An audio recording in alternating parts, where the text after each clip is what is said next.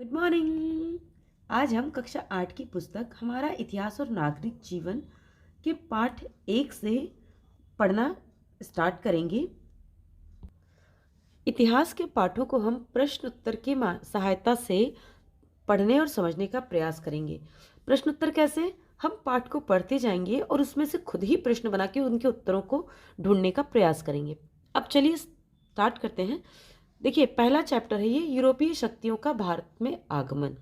ठीक है, प्राचीन काल यानी कि बहुत पुराने समय से ही भारत का विदेशों से संपर्क रहा है। भारत के अलावा जो आसपास के देश हैं वहाँ से लोग भारत व्यापार के लिए या और भी कई कारणों से आते रहे हैं। 16वीं शताब्दी से भारत से व्यापार करने के लिए यूरोपीय शक्तियों ने भारत आना प्रारंभ किया। अब देखिए, यहाँ पे आपका एक प्रश्न बन जाता है कि यूरोपीय शक्तियों ने भारत आना कब प्रारंभ किया। प्रश्न क्या बना, इसे आप नोट भी करते जाइए कि यूरोपीय शक्तियों ने भारत आना कब प्रारंभ किया। तो आपका एकदम छोटा सा उत्तर बनेगा 16वीं शताब्दी से यूरोपीय शक्तियों ने भारत आना प्रारंभ किया। ठीक है, जिसमें पुर्तगाली, डच, फ्रांसीसी और ब्रिटिश प्रमुख थी। यूरोपीय शक्तियों में प्रमुख कौन थी? पुर्तगाली, डच, फ्रांसीसी और ब्रिटिश। अब यहाँ पे आपका एक प्रश्न बनता है, किन प्रमुख यूरोपीय शक्तियों ने भारत आना 16वीं शताब्दी में किन प्रमुख यूरोपीय शक्तियों ने भारत आना प्रारंभ किया था, या किन प्रमुख यूरोपीय शक्तियों ने भारत आना प्रारंभ किया था? तो उत्तर आपका होगा कि पुर्तगाली, डच, फ्रांसीसी और ब्रिटिश जैसी यूरोपीय शक्तियों ने भारत आना 16वीं शताब्दी में भारत आना प्रारंभ किया। तो आपका प्रश्न सिंपल सा है कि 16वीं शताब्दी में किन यूरोपीय शक्तियों ने भारत आना प्रारंभ किया था। तो हो जाएगा उत्तर 16वीं शताब्दी में पुर्तगाली, डच, फ्रांसीसी और ब्रिटिश जैसी प्रमुख यूरोपीय शक्तियों ने भारत आना प्रारंभ किया। दो प्रश्न हो गया।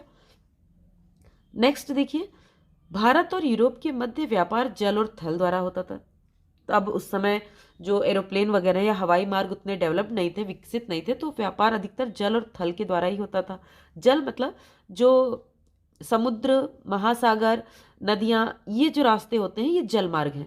और थल जमीन के द्वारा, जो रेगिस्तान से भी होके गुजर सकता है, पहाड़, गांव, गली, कहीं से भी गुजरता है, जमीन से होते हुए जाता है, वो थल मार्ग है। ठीक है, तो इन मार्गों की संख्या 3 थी। अब देखिए, यहाँ प्रश्न आपका बनने वाला है, तो यहाँ ध्यान दीजिएगा। इन मार्गों की संख्या 3 थी। किन मार्गों की? भारत और यूरोप के मध्य व्यापार कितने मार्गों से होता था? तो मुख्यतः 3 मार्गों से भारत और यूरोप के मध्य व्यापार होता था।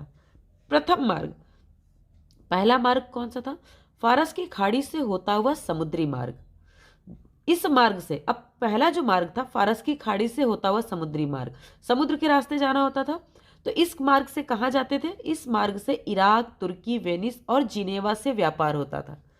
जो पहला मार्ग था वो मुख्यतः इराक, तुर्की, वेनिस और जिनेवा से व्यापार करने के लिए होता था।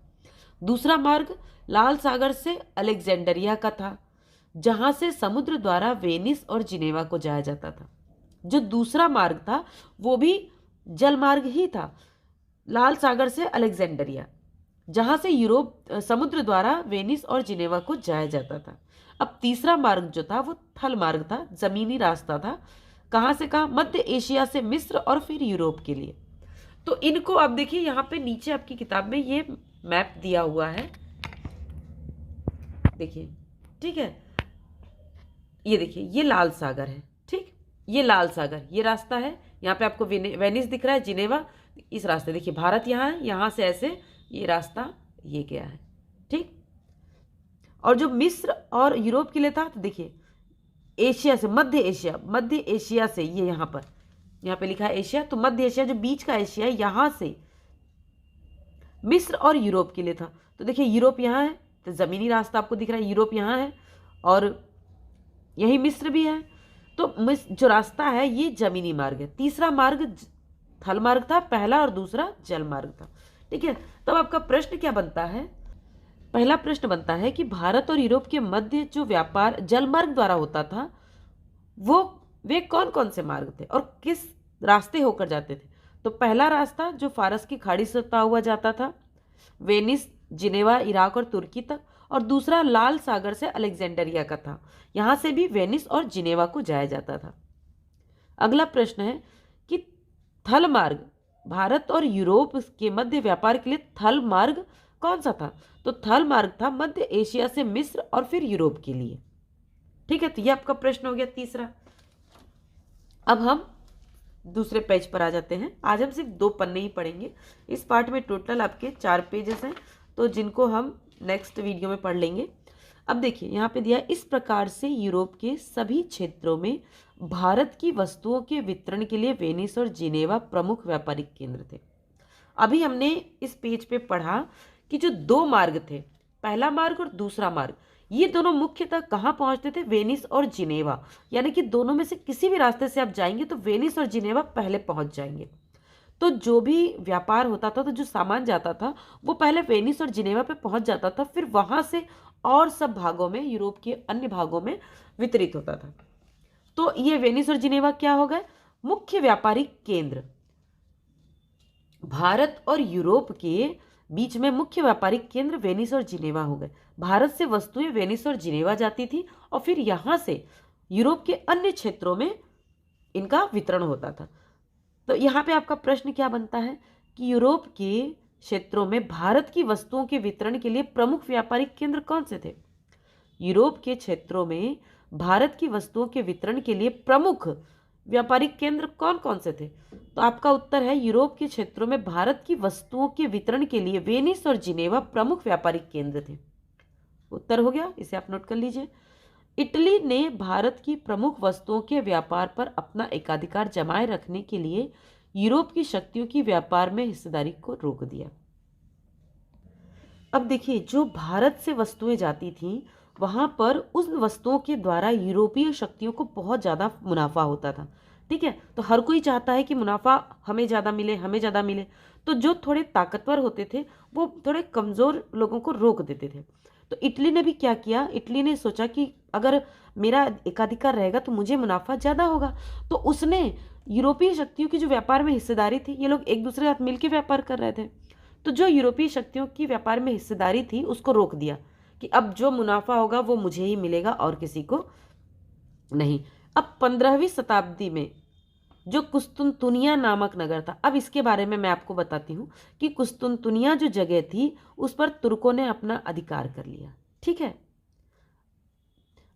अधिकार करने से क्या हुआ कि इस जगह पे बाकी लोगों का आना जाना बंद हो गया। अब इस जगह में ऐसी क्या खासियत है, देखिए मैं बताती हूँ।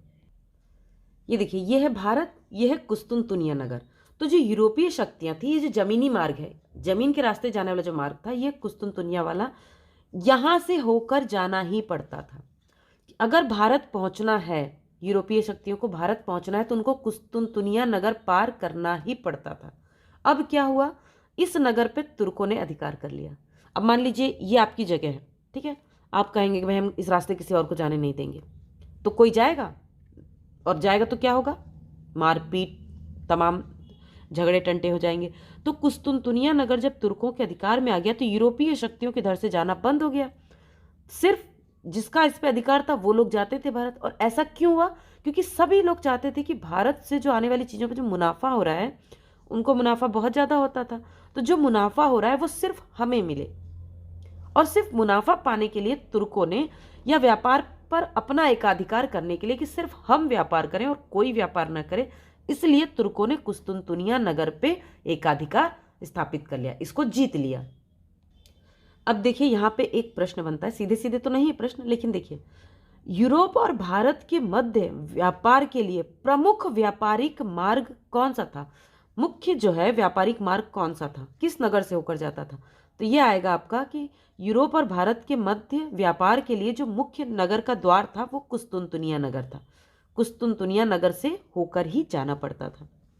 अब यहाँ लिखा है, अतः व्यापार के लिए यूरोप के व्यापारियों को कुस्तुनतुनिया नगर पार करना ही पड़ता था, जैसा मैंने बताया।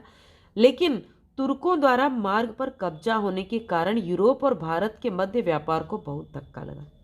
जब कुस्तुनतुनिया नगर पे तुर्कों ने अधिकार कर लिया तो भारत और यूरोप के बीच जो व्यापार था उसको धक्का लगा, बंद हो गया सब। न कोई सामान आ सकता था, न कोई वहां जा सकता था। अब इतनी आसानी से कोई अपने हाथ से मुनाफा निकल थोड़ी जाने देगा, और वो भी बड़े बड़े व्यापारी यूरोप के रहे होंगे। तो दिमाग चलता ही है सबका। तो अगर एक रास्ता बंद हो गया तो क्यों ना दूसरा रास्ता खोजा जाए। जैसे आमतौर पे क्या होता है कि मान लीजिए हम कोई काम शुरू कर रहे हैं, हमको उसमें मुनाफा नहीं हो रहा है, नुकसान हो रहा है, तो लोग उस काम को बंद करके अगला काम स्टार्ट कर देते हैं कि हमें इसमें प्रॉफिट हो। लेकिन अगर बहुत बड़ा प्रॉफिट वाला, बहुत बड़ा फायदे वाला जो व्यापार था, जब ये बंद हो रहा था, तो लोगों ने सोचा क्यों ना कोई और रास्ता ढूंढे, अगर मिल जाएगा तो ठीक है, नहीं तो भाई ये तो डूबा ही है। तब समुद्र के मार्ग की खोज हुई, समुद्री मार्ग की। अब यूरोप के जो व्यापारी थे, उनको एकदम खलबली मच गई थी कि भाई ये रास्ता बंद हो गया, इतना नुकसान, बहुत ज़्यादा मुनाफा कमा रहे थे। तो उसकी वजह से उनको बेचैनी हो रही थी कि कैसे हम अपना व्यापार वापस से पाएं। तो उन्होंने सोचा चलो जमीनी रास्ते पे कब्जा कर लिया है, जल के रास्ते पे नहीं ना करेंगे, वहां से खोजते हैं, वहां से भी पहुंचा जा सकता है। लेकिन दिक्कत क्या थी? पहली चीज दिशा की, मतलब रास्ता खोजेंगे कैसे, और दूसरी थी जो सबसे बड़ी थी कि पैसे की, कि भाई इतनी दूर खोजने के लिए जरूरी तो है नहीं कि एक दिन दो दिन लगेगा, किसी को निश्चित तो था नहीं। तो उन्होंने सोचा कि पैसे के लिए किसी से मदद मांगी जाए। तो उन्होंने राजा और रानियों को, यूरोप के जो नए नए राजा रानी थे, उनको सपने दिखाए कि वहाँ पे बहुत व्यापार में बहुत फायदा है, बहुत पैसा मिलेगा, हम अपने धर्म को वहाँ पे फैलाएंगे और आपका राज्य वहाँ पे भी फैलाएंगे, इस तरह के लालच दिए। तो पहले के लोग जानते ही हैं आप कि वो लोग चाहते थे कि हमारा धर्म भी फैले, हमें पैसा भी खूब मिले और हमारा ही वर्चस्व हो, मतलब सब तरफ हमारा ही राज्य हो। तो इसलिए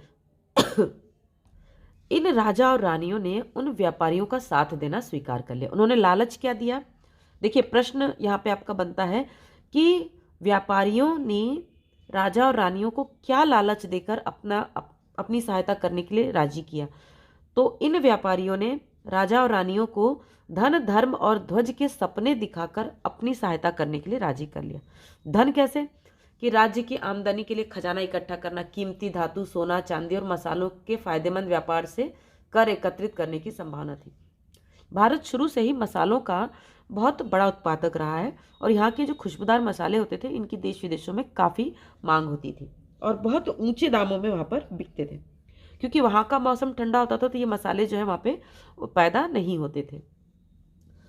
इन सब चीज़ों से धन मिल जाएगा। धर्म, वहाँ के लोग ईसाई धर्म को मानते थे, तो उन्होंने कहा कि वहाँ अगर हम लोग जाएंगे तो हमारा ईसाई धर्म भी फैलेगा। ध्वज, कि अगर हम वहाँ जाएंगे तो धीरे धीरे वहाँ पे जाके वहाँ के राज्यों पे कब्जा कर लेंगे तो हमारा राज्य होगा। तो इन लालच में आकर इन राजा और रानियों ने इन व्यापारियों का, इन नाविकों का, नाव चलाने वालों की समुद्री यात्राओं का खर्चा वहन किया। ठीक है, तो नाविकों की समुद्री यात्राओं का खर्चा किसने वहन किया? राजा और रानियों ने। ठीक है, अब धन की तो समस्या दूर हो गई, ठीक, लेकिन पहुंचे कैसे, दिशा कैसे पता हो? तो उस समय एक कुतुबनुमा नामक यंत्र होता था। ठीक है, कुतुबनुमा, जो कि आजकल आप जानते हैं दिक्सूचक यंत्र के नाम से मशहूर है। तो ये जो है देखिए घड़ी जैसा होता था, यहाँ पे इसका चित्र दिया है कुतुबनुमा। ठीक है, ये मैग्नेटिक, मतलब चुंबक की सहायता से ये उत्तर और दक्षिण दिशा को बताता था और इसकी सहायता से नाविक जो है दिशाओं की का ज्ञान करते थे और रास्तों की खोज करते थे। अब प्रश्न आपका बनता है, नाविक किसकी सहायता से रास्तों की खोज करते थे? बहुत छोटा सा उत्तर है ना? उत्तर तो आपको मिल गया होगा, कमेंट में जरूर लिखिएगा। नाविक कुतुबनुमा की सहायता से रास्तों की खोज करते थे। कुतुबनुमा से क्या होता था? कुतुबनुमा के द्वारा दिशाओं का ज्ञान होता था।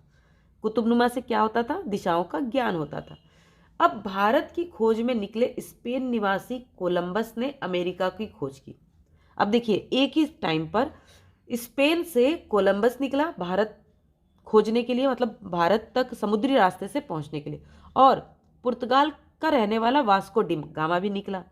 ठीक, लेकिन कोलंबस पहुंच गया अमेरिका और वास्को डी गामा जो है वो पहुंचा भारत के पश्चिमी समुद्र तट के कालीकट बंदरगाह कलकत्ता पर पहुंचा। सबसे पहले ये समुद्री मार्ग से भारत पहुंचा। हम अक्सर ये प्रश्न पूछते हैं लोग कि भारत की खोज किसने की, तो उत्तर आता है वास्को डी गामा। लेकिन वास्को डी गामा ने भारत की खोज नहीं की, भारत कहीं खोया हुआ थोड़ी ना था, भारत तो अपनी जगह पे था। वास्को डी गामा ने पुर्तगाल से, देखिए नहीं, अफ्रीका के दक्षिणी छोर से भारत तक समुद्री मार्ग की खोज की। वास्को डी गामा ने किसकी खोज की? समुद्री मार्ग की खोज की। वो जिस रास्ते से पहुंचा था, वो पहली बार पहुंचा था, उसने वो रास्ते की खोज की थी। और प्रश्न हम क्या पूछते हैं? भारत की खोज किसने की? भाई भारत की खोज करनी थी क्या? नहीं करनी थी। भारत तो वैसे ही था, हम लोग तो बरसों से भारत में रहते आए हैं। तो अब यहाँ पे आपका प्रश्न बनता है कि अमेरिका की खोज किसने की? अमेरिका की भी खोज नहीं करना था, अमेरिका तक के रास्ते की खोज किसने की? समुद्री रास्ते की। ठीक है, तो कोलंबस ने अमेरिका की खोज की। कोलंबस कहाँ का निवासी था? तो कोलंबस स्पेन का निवासी था। ये छोटे छोटे प्रश्न जो हैं आपको पाठ को आसानी से याद करने समझने में काफ़ी सहायता करेंगे, तो इनको छोड़िएगा नहीं। ठीक है, अगर कोई प्रश्न छूट गया है तो वीडियो को थोड़ा सा पीछे करके फिर से उन सारे प्रश्नों को लिखने की कोशिश करें। फिर भी अगर कोई कन्फ्यूज़न हो तो वीडियो में आप मुझे कमेंट करके ज़रूर पूछ सकते हैं। ठीक है, तो प्रश्न क्या बना आपका कि कोलंबस कहाँ का निवासी था? कोलंबस स्पेन का निवासी था। सिंपल। कोलंबस ने किसकी खोज की? तो कोलंबस ने अमेरिका तक के समुद्री रास्ते की खोज की। उत्तर सही ये है कि कोलंबस ने अमेरिका तक के समुद्री रास्ते की खोज की। वास्को डिगामा कहाँ का रहने वाला था? वास्को डिगामा पुर्तगाल का रहने वाला था। वास्को डिगामा ने किसकी खोज की? अब ये मत कहिएगा कि भारत की खोज की। ठीक है, भारत की खोज नहीं की। किसकी खोज की? इसने अफ्रीका के दक्षिणी छोर से भारत तक के, अफ्रीका के दक्षिणी छोर से भारत तक के समुद्री मार्ग की खोज की। ठीक, ये प्रश्न हो गया। अब ये बताइए, एक और प्रश्न यहाँ पे कि वास्को डिगामा सबसे पहले कहाँ और कब पहुंचा? वास्को डिगामा सबसे पहले कहाँ पहुंचा और कब पहुंचा? वास्को डिगामा भारत के पश्चिमी समुद्र तट के, भारत के पश्चिमी समुद्र तट के कालीकट बंदरगाह पर पहुंचा। वास्को डिगामा भारत के पश्चिमी समुद्र तट के कालीकट बंदरगाह पर पहुंचा। और कब पहुंचा? और सन 1498 में पहुंचा। तो ऐसे तो लिखेंगे नहीं, हम लिखेंगे वास्को डिगामा सन 1498 में भारत के पश्चिमी समुद्र तट के कालीकट बंदरगाह पर पहुंचा। ठीक है, अब जब वास्को डिगामा भारत पहुंच गया, किस रास्ते से पहुंचा भाई? समुद्री रास्ते से, जल मार्ग से। वहां पे तो कोई कब्जा कर नहीं सकता था जल पे कि हाँ कोई जगह है तो चारों तरफ से घेर लो। उसको घेरना तो पॉसिबल ही नहीं था, संभव ही नहीं था। तो अब जब वो वहां पहुंच गया तो पुर्तगालियों को हिंद महासागर से होते हुए पूर्वी द्वीप समूह का नया जल मार्ग मिल गया। मतलब भारत और अन्य द्वीप समूहों तक पहुंचने का नया जल मार्ग मिल गया। तब हो गई उनकी बल्ले बल्ले, व्यापार फिर से करेंगे, हम भी फायदा करेंगे, तुमको फायदा मिल रहा है तो हम भी फायदा लें। अब यूरोप और भारत के मध्य व्यापार पुनः आरंभ हो गया। अच्छा, अब एक और प्रश्न लास्ट। भारत और यूरोप के मध्य दोबारा व्यापार किस सन से आरंभ हुआ? किस सन से आरंभ हुआ बताइए जरा, तो कमेंट करके बताइएगा। इसका उत्तर मैं कमेंट में ही दूंगी। बहुत आसान है, दिख भी रहा है आपको और अब बता भी सकते हैं। ठीक है, अब ये हमने 2 पेज इसके पढ़ लिए हैं। अब नेक्स्ट वीडियो में हम इसके आगे को पढ़ेंगे। अगर आपके पास ये किताब है तो आप इसके आगे भी पढ़ सकते हैं। इसके आगे का देखिए, यहाँ पे हम पेज नंबर 14 और 15, 14 और 15 भी आप पढ़ लीजिएगा। नेक्स्ट वीडियो में हम पढ़ेंगे। अगर इस पेज से संबंधित कोई भी प्रश्न हो तो आप कमेंट करके पूछ सकते हैं। Thanks for watching, bye bye.